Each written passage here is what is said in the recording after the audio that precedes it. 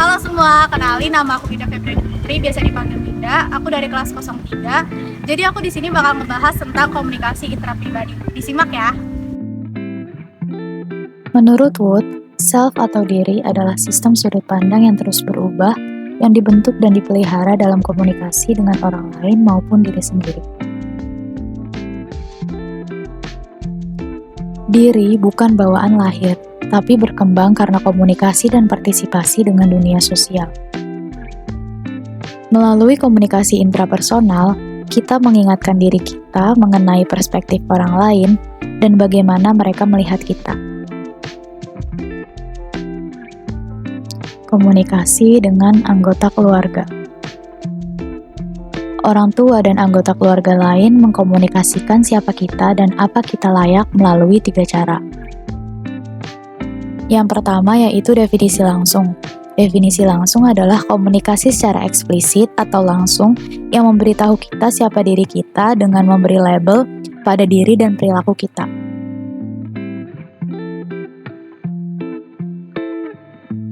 Kedua, naskah identitas. Naskah identitas adalah aturan bagaimana kita seharusnya hidup dan seharusnya menjadi, menurut Verne 1964, Harris 1969.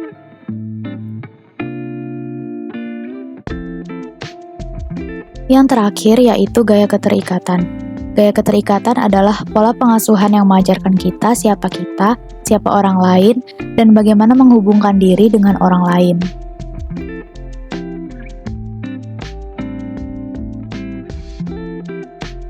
Komunikasi dengan teman sebaya.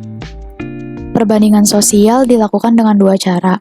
Yang pertama, membandingkan persamaan dan perbedaan. Contohnya saat kita sedang berteman, kita saling bertanya tentang diri kita, dan dari situlah kita mulai membandingkan apa yang ada pada diri kita dan apa yang ada pada teman kita. Kemudian, yang kedua membandingkan kemampuan atau mengukur diri. Contohnya yaitu, saat kita melihat kemampuan yang ada pada teman kita, pasti kita mulai mengukur diri apakah kita bisa melakukan apa yang dilakukan oleh teman kita tersebut.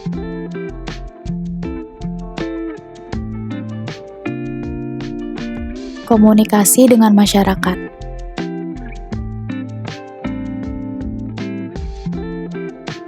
Masyarakat dan budaya yang dianutnya mengajarkan kepada individu apa yang pantas atau tidak pantas, baik atau buruk, dan benar atau salah.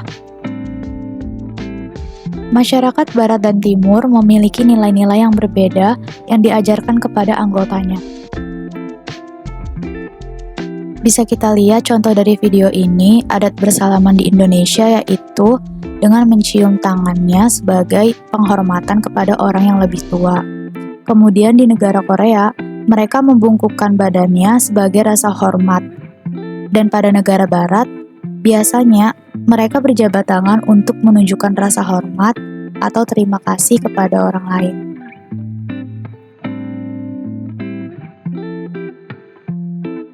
Komunikasi dengan diri sendiri atau sugesti.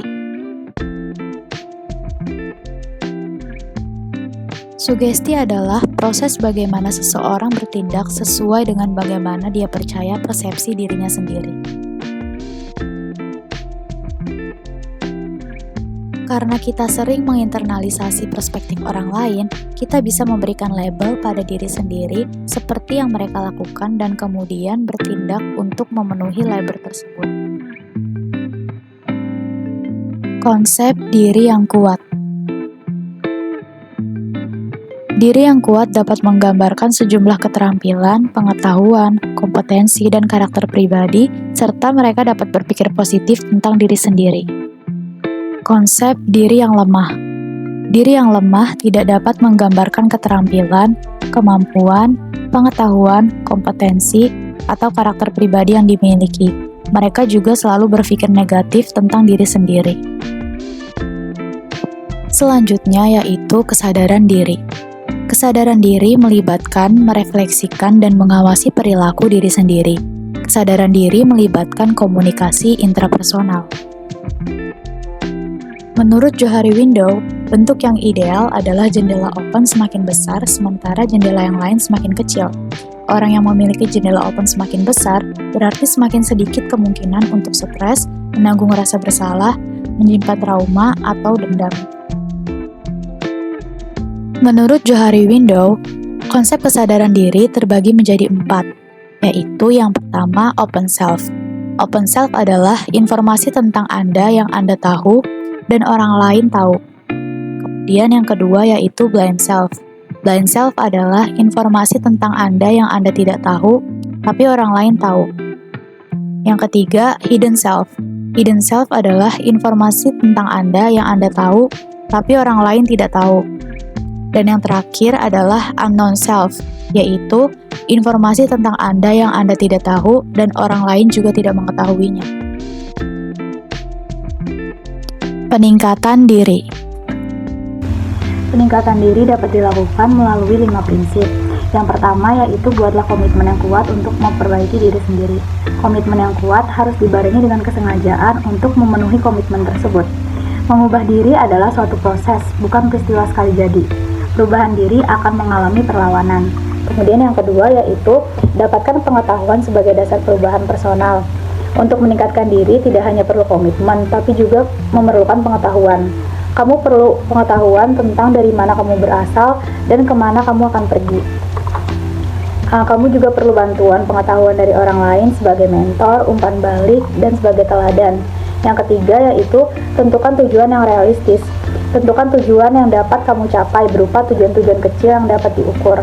Jangan bandingkan diri kamu dengan orang lain yang memiliki pencapaian yang terlalu jauh. Yang keempat, terima bahwa kamu sedang berada dalam proses. Mulai dengan menerima diri kamu yang sekarang, kamu pasti bakal berubah menjadi sesuatu atau seseorang.